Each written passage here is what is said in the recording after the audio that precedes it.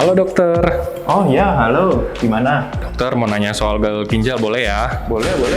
Gimana? Oke, dok. Gagal ginjal kronis itu apa sih? Kalau gagal ginjal kronis itu sebenarnya adalah kondisi di mana kemampuan ginjal kita itu berturun atau berkurang. Nah, turunnya itu biasanya kita definisikan kalau misalnya sudah lebih dari 3 bulan.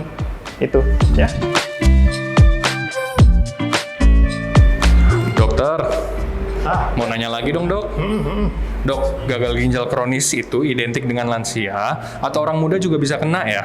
Nah, kalau gagal ginjal kronis itu memang dulunya kita identik dengan pada orang tua. Nah, biasanya sih tergantung penyebabnya. Kalau penyebabnya itu penyakit kronis seperti diabetes mellitus atau hipertensi yang tidak terkontrol, nah itu biasanya pada usia tua lebih sering. Nah, kalau usia muda beda lagi. Kalau usia muda itu ada beberapa penyakit yang bisa menyebabkan gagal ginjal kronis seperti misalnya ada autoimun. Ya, kedua bisa juga penyebabnya misalnya ada infeksi atau misalnya ada kondisi seperti batu ginjal yang terjadi lebih dini. Nah, tapi karena ada kemajuan perubahan zaman, pola hidup juga yang sudah mulai berubah, nah kadang-kadang penyakit yang sebenarnya baru muncul pada usia dewasa atau usia tua ternyata bisa muncul pada usia yang lebih muda. Nah, ini juga bisa menjadi penyebab gagal ginjal bisa terjadi pada usia yang lebih muda. Oke.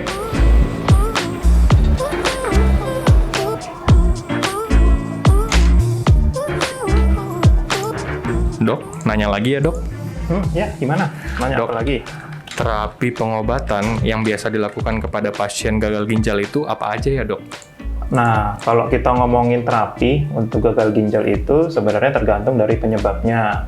Kalau penyebabnya diabetes sama hipertensi, kita harus kontrol. Nah, kalau penyebabnya infeksi atau misalnya batu, kita harus atasi penyebab tersebut. Nah, kadang-kadang ada kondisi di mana kita sudah coba semua, tapi ternyata fungsi ginjal makin menurun. Nah, pada kondisi tersebut, memang pilihan terakhir adalah menggunakan transplantasi ginjal atau kita meminjam alat untuk mencuci darah. Nah, dalam hal ini namanya hemodialisa, gitu ya.